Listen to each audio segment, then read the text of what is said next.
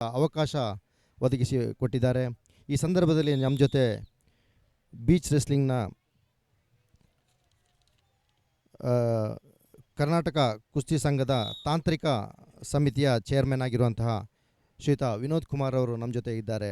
ಇವರನ್ನು ನಾವು ಮಾತಾಡಿಸೋಣ. Beach wrestling ಅಂದರೆ ಏನು, ಇದರ ಬಗ್ಗೆ ಮಾಹಿತಿ ನೀವು ನಮಸ್ತೆ, ನಾನು ಕರ್ನಾಟಕ ರಾಜ್ಯ ಕುಸ್ತಿ ಸಂಘದ ತಾಂತ್ರಿಕ ಸಮಿತಿಯ ಮುಖ್ಯಸ್ಥ. ಇದು ಬೀಚ್ ರೆಸ್ಲಿಂಗ್ ಅಂತ ಹೇಳಿದ್ರೆ ಕರಾವಳಿ ಭಾಗದಲ್ಲಿ ದೈನಂದಿನ ಜೀವನವನ್ನು ಕಳೆಯುವಂತಹ ಮಕ್ಕಳನ್ನು ಮುಖ್ಯ ಭೂಮಿಗೆ ತರುವ ಸಲುವಾಗಿ ಇಲ್ಲಿ ಪ್ರಚಲಿತದಲ್ಲಿರುವಂತಹ ಕ್ರೀಡೆ ಅಂತ ಹೇಳಿದ್ರೆ ಅದು ಬೀಚ್ ರೆಸ್ಲಿಂಗ್. ಅದು ಕರ್ನಾಟಕ ಒಂದೇ ಭಾಗದಲ್ಲ, ಭಾರತ ದೇಶದ ಎಲ್ಲ ಭಾಗಗಳಲ್ಲೂ ಕೋಸ್ಟಲ್ ಏರಿಯಾಸ್, ಬೀಚ್ನ ಸಮೀಪದಲ್ಲಿ, ಬೀಚಿನ ತೀರದಲ್ಲಿ ಪ್ರತಿನಿತ್ಯ ದಿನದ ಜೀವನವನ್ನು ನಡೆಸುವಂತಹ ವ್ಯಕ್ತಿಗಳು ತನ್ನ ದೈಹಿಕ ದಾಢ್ಯತೆಯನ್ನು ಸದೃಢವಾಗಿ ಇಟ್ಟುಕೊಳ್ಳುವ ದೃಷ್ಟಿಯನ್ನು ಅವರಿಗೂ ಸಹ ಅಂತಾರಾಷ್ಟ್ರೀಯ ಮಟ್ಟದಲ್ಲಿ ಮುಖ್ಯ ಭೂಮಿಗೆ ತರುವ ಉದ್ದೇಶದಿಂದ ಅಂತಾರಾಷ್ಟ್ರೀಯ ಯುನೈಟೆಡ್ ವರ್ಲ್ಡ್ ರೆಸ್ಲಿಂಗ್ ಬೀಚ್ ರೆಸ್ಲಿಂಗ್ನ ಮೊದಲ ಬಾರಿಗೆ ಇಂಟ್ರೊಡ್ಯೂಸ್ ಮಾಡುತ್ತೆ. ಅದರ ಅಂಗಸಂಸ್ಥೆಯಾದಂತಹ ಭಾರತೀಯ ಕುಸ್ತಿ ಸಂಘ ಸಹ ಬೀಚ್ ರೆಸ್ಲಿಂಗ್ನ ಸಹ ಇಂಟ್ರೊಡ್ಯೂಸ್ ಮಾಡುತ್ತೆ. ಅದರ ಕಮಿಟಿಯ ಅಧ್ಯಕ್ಷರಾಗಿ, ಭಾರತೀಯ ಬೀಚ್ ರೆಸ್ಲಿಂಗ್ ಸಮಿತಿಯ ಅಧ್ಯಕ್ಷರಾಗಿ ನಮ್ಮ ಎಲ್ಲರ ನೆಚ್ಚಿನ ನಾಯಕರು, ಅದೇ ರೀತಿ ಕುಸ್ತಿಯ ಪೋಷಕರು ಆಗಿರುವಂಥ ಕರ್ನಾಟಕ ರಾಜ್ಯ ಕುಸ್ತಿ ಸಂಘದ ಅಧ್ಯಕ್ಷರಾದ ಬಿ ಗುಣರಂಜನ್ ಶೆಟ್ಟಿಯವರವರು ಭಾರತೀಯ ಕುಸ್ತಿ ಬೀಚ್ ರೆಸ್ಲಿಂಗ್ ಸಮಿತಿಯ ಅಧ್ಯಕ್ಷರಾಗಿ ಸೇವೆಯನ್ನು ಸಲ್ಲಿಸ್ತಾ ಇದ್ದಾರೆ. ಅದೇ ರೀತಿ ಸತತವಾಗಿ ಇದು 3ನೇ ಆವೃತ್ತಿಯ ಬೀಚ್ ರೆಸ್ಲಿಂಗ್ ಸ್ಟೇಟ್ ಚಾಂಪಿಯನ್ಶಿಪ್ ಹಾಗೂ ರಾಷ್ಟ್ರೀಯ ಮಟ್ಟದ ಆಯ್ಕೆ ಟ್ರಯಲ್ಸ್ ಇದಾಗಿರುತ್ತೆ. ಅದರ ಜೊತೆಯಲ್ಲಿ ಭಾರತ ದೇಶದಲ್ಲೇ ಕರ್ನಾಟಕ ಒಂದೇ ರಾಜ್ಯ ಸತತವಾಗಿ 3 ವರ್ಷಗಳಿಂದ ಬೀಚ್ ರೆಸ್ಲಿಂಗ್ ಸ್ಟೇಟ್ ಚಾಂಪಿಯನ್ಶಿಪ್ಪನ್ನು ಯಶಸ್ವಿಯಾಗಿ ಆಯೋಜನೆ ಮಾಡಿದೆ ಅಂತ ಹೇಳಿದ್ರೆ ತಪ್ಪಲಾಗದು. ಇದು ಪ್ರತಿ ವರ್ಷದಿಂದ ವರ್ಷಕ್ಕೆ ಅತಿ ಹೆಚ್ಚು ಪ್ರಸಿದ್ಧಿಯನ್ನು ಪಡ್ಕೋತಾ ಇದೆ. ಕರ್ನಾಟಕ ರಾಜ್ಯದ 32 ಜಿಲ್ಲೆಗಳಿಂದಲೂ ಸಹ ಕುಸ್ತಿಪಟುಗಳು ಭಾಗವಹಿಸಿದ್ದಾರೆ.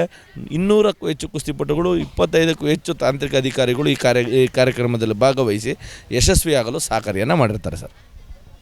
ಕರ್ನಾಟಕ ಬೀಚ್ ರೆಸ್ಲಿಂಗ್ ಕಮಿಟಿ ಯಾವ ರೀತಿ ಕಾರ್ಯವನ್ನು ಮಾಡ್ತಾಯಿದೆ, ಅದೇ ರೀತಿ ಭಾರತೀಯ ಬೀಚ್ ರೆಸ್ಲಿಂಗ್ ಕಮಿಟಿ ಮತ್ತು WFಗೆ ಇದು ಯಾವ ರೀತಿ ಕನೆಕ್ಟಿಂಗನ್ನು ಹೊಂದಿದೆ ಅಂತ ಅದರ ಬಗ್ಗೆ ಮಾಹಿತಿ ನೋಡಿ ಸರ್. ಭಾರತೀಯ ಬೀಚ್ ರೆಸ್ಲಿಂಗ್ ಸಮಿತಿಯು ಭಾರತೀಯ ಕುಸ್ತಿ ಸಂಘದ ಒಂದು ಉಪಸಮಿತಿಯಾಗಿ ಸೇವೆಯನ್ನು ಸಲ್ಲಿಸ್ತದೆ. ಭಾರತೀಯ ಬೀಚ್ ರೆಸ್ಲಿಂಗ್ ಸಮಿತಿಯ ಅಧ್ಯಕ್ಷರಾಗಿ, ಚೇರ್ಮನ್ ಆಗಿ ಭಾರತೀಯ ಕುಸ್ತಿ ಸಂಘದ ಜಂಟಿ ಕಾರ್ಯದರ್ಶಿಗಳಾದಂತಹ ಬಿ ಗುಣರಂಜನ್ ಶೆಟ್ಟಿರವರು ಮುಖ್ಯಸ್ಥಿಕೆಯಲ್ಲಿ ಕಾರ್ಯವನ್ನು ನಿರ್ವಹಿಸ್ತಾ ಇದ್ದಾರೆ. ಅದೇ ರೀತಿ ಅವರು ಕರ್ನಾಟಕ ರಾಜ್ಯದಲ್ಲೂ ಸಹ ಅವರದೇ ರಾಜ್ಯದಲ್ಲಿ ಒಂದು ಬೀಚ್ ರೆಸ್ಲಿಂಗ್ ಸಮಿತಿಯನ್ನು ಮಾಡಿದ್ದಾರೆ. ಅದರ ವೈಸ್ ಚೇರ್ಮನ್ ಆಗಿ ಮಂಗಳೂರಿನ ನಿತ್ಯಾನಂದಣ್ಣನವರು ಈ ಬೀಚ್ ರೆಸ್ಲಿಂಗ್ ಸಮಿತಿಯ ವೈಸ್ ಚೇರ್ಮನ್ ಆಗಿ ಸೇವೆಯನ್ನು ಸಲ್ಲಿಸ್ತಾ ಇದ್ದಾರೆ. ಇವರ ಮುಂದಾಳತ್ವದಲ್ಲಿ ಸತತವಾಗಿ ಇದು 3ನೇ ಬಾರಿಗೆ ರಾಜ್ಯ ಮಟ್ಟದ ಯಶಸ್ವಿ ಕಾರ್ಯಕ್ರಮವಾಗಿ ಮುನ್ನುಡಿಯಲ್ಲಿ ಬರೆದಿದೆ ಅಂತ ಹೇಳಿದ್ರೆ ತಪ್ಪಾಗಲಾರದು ಸರ್. ಅಂತಾರಾಷ್ಟ್ರೀಯ ಮಟ್ಟದ ಬೀಚ್ ರೆಸ್ಲಿಂಗ್ನ ಸಾಧನೆಗಳು ಯಾವ ರೀತಿ ಇದೆ ಮತ್ತು ಕರ್ನಾಟಕ ಬೀಚ್ ರೆಸ್ಲಿಂಗ್ನ ಸಾಧನೆಗಳು ಏನೇನಿವೆ ನೋಡಿ. ಅಂತಾರಾಷ್ಟ್ರೀಯ ಮಟ್ಟದಲ್ಲಿ ಬೀಚ್ ರೆಸ್ಲಿಂಗ್ ಉತ್ತಮವಾದಂಥ ಸಾಧನೆ ಮಾಡಿದೆ. ಕಳೆದ 2024-23ನೇ ಸಾಲಿನಲ್ಲಿ ಯೂತ್ ಏಷ್ಯನ್ ಗೇಮ್ಸ್ ಬೆಹರಿನ್ನಲ್ಲಿ ನಡೆದಂಥ ಬೀಚ್ ರೆಸ್ಲಿಂಗಲ್ಲಿ ಭಾರತ ದೇಶ 4 ಚಿನ್ನದ ಪದಕಗಳನ್ನು ತೆಗೆದುಕೊಂಡಿದೆ. ಅದೇ ರೀತಿ 2023ರಲ್ಲಿ ನಡೆದ ವರ್ಲ್ಡ್ ಬೀಚ್ ರೆಸ್ಲಿಂಗ್ ಗ್ರೀಸ್ನಲ್ಲಿ ನಡೆದಂತಹ ಕುಸ್ತಿ ಪಂದ್ಯಾವಳಿಯಲ್ಲೂ ಸಹ 4 ಚಿನ್ನದ ಪದಕಗಳನ್ನು ತೆಗೆದುಕೊಂಡು ಅಂತಾರಾಷ್ಟ್ರೀಯ ಮಟ್ಟದಲ್ಲಿ ಬೀಚ್ ರೆಸ್ಲಿಂಗ್ ಅದರದೇ ಆದಂಥ ಇತಿಹಾಸವನ್ನು ಹೊಂದಿದೆ.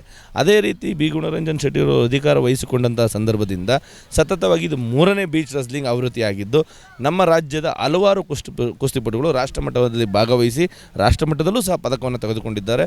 ಕರ್ನಾಟಕ ರಾಜ್ಯದ ಎಲ್ಲ ಕುಸ್ತಿಪಟುಗಳಿಗೂ ಈ ರಾಜ್ಯ ಮಟ್ಟದ ಬೀಚ್ ರೆಸ್ಲಿಂಗನ್ನು ಪರಿಚಯಿಸುವಲ್ಲಿ ಬಿ ಗುಣರಂಜನ್ ಶೆಟ್ಟಿರವರು ಯಶಸ್ವಿಯಾಗಿದ್ದಾರೆ ಸರ್. ಕರ್ನಾಟಕ ಕುಸ್ತಿ ಸಂಘ ಆಯೋಜಿಸಿರುವಂತಹ ತಪಸ್ಯ ಫೌಂಡೇಶನ್ನ ಜೊತೆಗೆ ಸಹಯೋಗದೊಂದಿಗೆ ಈ ಒಂದು 2 ದಿನಗಳ ಬೀಚ್ ರೆಸ್ಲಿಂಗನ್ನು ಆಯೋಜಿಸಿದೆ. ಇದರಲ್ಲಿ ಒಟ್ಟು ಭಾಗವಹಿಸಿದ ವಿದ್ಯಾರ್ಥಿಗಳು, ಕ್ರೀಡಾಪಟುಗಳು ಹಾಗೆ ತರಬೇತುದಾರರು ಕೂಡ ಬೇರೆ ಬೇರೆ ಊರಿನಿಂದ ಬಂದಿದ್ದಾರೆ, ಬೇರೆ ಬೇರೆ ಜಿಲ್ಲೆಗಳಿಂದ ಬಂದಿದ್ದಾರೆ. ಮತ್ತು ಇಲ್ಲಿನ ಒಟ್ಟು ವ್ಯವಸ್ಥೆಗಳ ಬಗ್ಗೆ ನಿಮ್ಮ ಅನಿಸಿಕೆ? ಭಾಳ ಅತ್ಯದ್ಭುತವಾಗಿ ಮಾದರಿಯಾಗಿ ಈ ಆಯೋಜನೆಯನ್ನು ಮಾಡಲಾಗಿದೆ. ಅಂತಾರಾಷ್ಟ್ರೀಯ ಗುಣಮಟ್ಟದಲ್ಲಿ ಈ ಕಾರ್ಯಕ್ರಮವನ್ನು ಆಯೋಜನೆ ಮಾಡಿದ್ದಾರೆ. ಕರ್ನಾಟಕದ ಎಲ್ಲ ಜಿಲ್ಲೆಗಳಿಂದಲೂ ಸಹ ಕುಸ್ತಿಪಟುಗಳು ಬಂದಿದ್ದಾರೆ. 200ಕ್ಕೂ ಹೆಚ್ಚು ಕುಸ್ತಿಪಟುಗಳು ಈ ಪಂದ್ಯಾವಳಿಯಲ್ಲಿ ಭಾಗವಹಿಸಿದ್ದಾರೆ. 15 ವರ್ಷ ವಿಭಾಗದಲ್ಲಿ, 17 ವರ್ಷ ವಿಭಾಗದಲ್ಲಿ ಹಾಗೂ ಹಿರಿಯರ ವಿಭಾಗದಲ್ಲಿ ಸಹ ಭಾಗವಹಿಸಿದ್ದಾರೆ. ಅದೇ ರೀತಿ 25ಕ್ಕೂ ಹೆಚ್ಚು ನುರಿತ ತಾಂತ್ರಿಕ ಸಿಬ್ಬಂದಿಗಳು ಕರ್ನಾಟಕ ರಾಜ್ಯ ಕುಸ್ತಿ ಸಂಘದಿಂದ ತರಬೇತಿಯನ್ನು ಪಡೆದಿರುವಂತಹ ತಾಂತ್ರಿಕ ಅಧಿಕಾರಿಗಳು ಇಲ್ಲಿ ಸೇವೆಯನ್ನು ಸಲ್ಲಿಸ್ತಾ ಇರೋದು ಭಾಳ ವಿಶೇಷವಾಗಿರುತ್ತೆ. ಅದರ ಜೊತೆಯಲ್ಲಿ ನಮ್ಮ ಕರ್ನಾಟಕ ರಾಜ್ಯ ಕುಸ್ತಿ ಸಂಘವು ಇದನ್ನು ಅಂತಾರಾಷ್ಟ್ರೀಯ ಗುಣಮಟ್ಟಕ್ಕೆ, ಅಂದರೆ ಯುನೈಟೆಡ್ ವರ್ಲ್ಡ್ ರೆಸ್ಲಿಂಗ್ ನಡೆಸುವಂಥ ಬೀಚ್ ರೆಸ್ಲಿಂಗ್ ಸ್ಟ್ಯಾಂಡರ್ಡಲ್ಲಿ ಈ ಕಾರ್ಯಕ್ರಮವನ್ನು ಆಯೋಜನೆ ಮಾಡಿದೆ ಅಂತ ಹೇಳಿದ್ರೆ ತಪ್ಪಾಗಲಾರ್ದು ಸರ್. ಇವಾಗ ಇಲ್ಲಿ ಭಾಗವಹಿಸಿದಂತಹ ಕ್ರೀಡಾಪಟುಗಳಿಗೆ ವಿವಿಧ ರೀತಿಯ ಬಹುಮಾನಗಳು ಮತ್ತು ಈ ಒಂದು ರಾಜ್ಯ ಮಟ್ಟದ ಬಹುಮಾನಗಳು ದೊರೆಯುತ್ತದೆ. ಇದರಲ್ಲಿ ಮುಂದಿನ ಯಾವ ರೀತಿ ಇವರು ಅರ್ಹತೆಯನ್ನು ಪಡೆದು ಮುಂದಿನ ತೇರ್ಗಡೆಯನ್ನು ಹೊಂದ್ತಾರೆ ಅಥವಾ ಬೇರೆ ಆಪರ್ಚುನಿಟಿ ಇದೆಯಾ, ಇದರ ಬಗ್ಗೆ ಮಾಹಿತಿ? ಇದೇ ರೀತಿ ಇಲ್ಲಿ ಪ್ರಥಮ ಸ್ಥಾನ ದ್ವಿತೀಯ ಸ್ಥಾನ ತೆಗೆದುಕೊಂಡಂಥ ಕುಸ್ತಿಪಟುಗಳು ರಾಷ್ಟ್ರೀಯ ಬೀಚ್ ರೆಸ್ಲಿಂಗ್ಗೆ ನೇರವಾಗಿ ಆಯ್ಕೆ ಆಗ್ತಾ ಇದ್ದಾರೆ. ಆ ನೇರವಾಗಿ ಆಯ್ಕೆಯಾದಂಥ ಕುಸ್ತಿಪಟುಗಳು ಮುಂದಿನ ತಿಂಗಳು ಮುಂಬೈನಲ್ಲಿ ನಡೆಯುವಂಥ ರಾಷ್ಟ್ರೀಯ ಬೀಚ್ ರೆಸ್ಲಿಂಗನ್ನು ಕರ್ನಾಟಕ ರಾಜ್ಯವನ್ನು ಪಾರ್ಟಿಸಿಪೇಷನ್ ಮಾಡ್ತಾ ಇದ್ದಾರೆ ಸರ್. ಅದೇ ರೀತಿಯಲ್ಲಿ ಅಲ್ಲಿ ಪ್ರಥಮ ಸ್ಥಾನ ತೆಗೆದುಕೊಂಡಂಥ ಕುಸ್ತಿಪಟುಗಳು ಅಂತಾರಾಷ್ಟ್ರೀಯ ಮಟ್ಟಕ್ಕೆ ನೇರವಾಗಿ ಏಷ್ಯನ್ ಬೀಚ್ ರೆಸ್ಲಿಂಗ್ ಚಾಂಪಿಯನ್ಶಿಪ್ಗೆ ಆಯ್ಕೆ ಆಗ್ತಾರೆ. ಒಲಿಂಪಿಕ್ನಲ್ಲಿ ಕೂಡ ಕುಸ್ತಿಯ ಒಂದು ಅನಾವರಣ ಅಥವಾ ಯಾವ ರೀತಿ ಪಾರ್ಟಿಸಿಪೇಟ್ ಮಾಡ್ತಾರೆ ಭಾರತೀಯ ಕುಸ್ತಿಪಟುಗಳು ಮತ್ತು ಕರ್ನಾಟಕದ ಕುಸ್ತಿಪಟುಗಳು? ನೋಡಿ ಸರ್, ಕರ್ನಾಟಕ ಕುಸ್ತಿ ಸಂಘ ಬಿ ಗುಣರಂಜನ್ ಶೆಟ್ಟಿಯವರು ಅಧಿಕಾರ ವಹಿಸಿಕೊಂಡಿಂದ ಇಲ್ಲಿವರೆಗೂ ಹಲವು ರಾಷ್ಟ್ರ ಪದಕಗಳನ್ನು ಅಂತಾರಾಷ್ಟ್ರೀಯ ಮಟ್ಟದಲ್ಲಿ ಭಾಗವಹಿಸಿಕೆಯನ್ನು ಮಾಡಿದೆ. ಅದೇ ರೀತಿಯಲ್ಲಿ ಭಾರತ ದೇಶವೂ ಸಹ ಅಂತಾರಾಷ್ಟ್ರೀಯ ಮಟ್ಟದಲ್ಲಿ ಹಲವಾರು ಸಾಧನೆಗಳನ್ನು ಮಾಡಿದೆ. ಕಳೆದ ಪ್ಯಾರಿಸ್ ಒಲಿಂಪಿಕ್ಸ್ನಲ್ಲಿ ಏನಪ್ಪ ಅಂತಂದರೆ ಅಮನ್ ಶೈರಾವತ್ 57 kg ವಿಭಾಗದಲ್ಲಿ ಭಾರತ ದೇಶಕ್ಕೆ ಕಂಚಿನ ಪದಕವನ್ನು ತೆಗೆದುಕೊಂಡಿದ್ದಾರೆ. ಅದೇ ರೀತಿಯಲ್ಲಿ 2024ರಲ್ಲಿ ನಡೆದ ವರ್ಲ್ಡ್ ಚಾಂಪಿಯನ್ಶಿಪ್ನಲ್ಲಿ ಅಂತಿಮ್ ಪೊಂಗಲ್ ಸಹ ಭಾರತ ದೇಶಕ್ಕೆ ಕ್ರೊಯೇಷಿಯಾದಲ್ಲಿ ನಡೆದಂತಹ ಭಾರತ ದೇಶಕ್ಕೆ ಕಂಚಿನ ಪದಕವನ್ನು ತಂದುಕೊಟ್ಟಿದ್ದಾರೆ. ಅಂದರೆ ವಿಶ್ವ ಮಟ್ಟದಲ್ಲಿ ಭಾರತದ ಕುಸ್ತಿ ಮುಂಚೂಣಿಯಲ್ಲಿದೆ. ಅದೇ ರೀತಿ ನಮ್ಮ ಕರ್ನಾಟಕದ ಕುಸ್ತಿಪಟುಗಳು ಸಹ ಅಂತಾರಾಷ್ಟ್ರೀಯ ಮಟ್ಟದಲ್ಲಿ ರಾಷ್ಟ್ರ ಮಟ್ಟದಲ್ಲಿ ಮಿಂಚುತ್ತಿರುವುದು ಒಂದು ವಿಶೇಷವಾದಂಥ ವಿಚಾರ. ಬಹುಶಃ ದಕ್ಷಿಣ ಕನ್ನಡ ಮಂಗಳೂರಿನಲ್ಲಿ ನಡೆಯುವಂಥ ಈ ಒಂದು ಕುಸ್ತಿ ಪಂದ್ಯಾಟದಲ್ಲಿ ಮಂಗಳೂರಿನವರು ಕೂಡ ಭಾಗವಹಿಸಿದಾರಾ ಅಥವಾ ದಕ್ಷಿಣ ಕನ್ನಡ ಜಿಲ್ಲೆಯವರು ಕುಸ್ತಿಯಲ್ಲಿ ಸ್ವಲ್ಪ ಪಾರ್ಟಿಸಿಪೇಟ್ ಮಾಡೋದು ಕಡಿಮೆ ಇದೆಯಾ? ಈ ಬಗ್ಗೆ ತಮ್ಮ ಅನಿಸಿಕೆ?